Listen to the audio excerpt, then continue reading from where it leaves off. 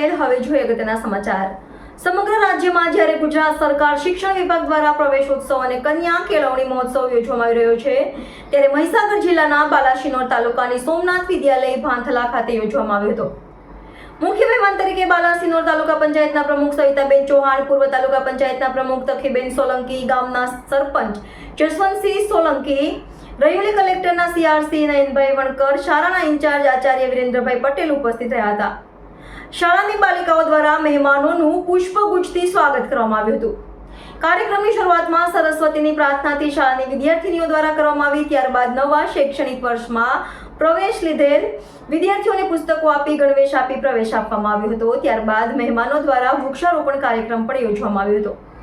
સમગ્ર કાર્યક્રમનું સંચાલન શાળાના શિક્ષક દિલીપભાઈ પરમાર અને નયનભાઈ હિંશુ દ્વારા કરવામાં આવ્યું હતું। રિપોર્ટર નયન પટેલ, NN ન્યૂઝ, ઉપલેટા। દર્શક મિત્રો, તમારી આસપાસ બની રહેલી અવનવી ઘટનાઓ વિશે જાણવા માટે NN ન્યૂઝને લાઇક કરો, શેર કરો, સબસ્ક્રાઇબ કરો અને બેલ આઇકન પ્રેસ કરો, જેથી આપને નોટિફિકેશન્સ મળતી રહે।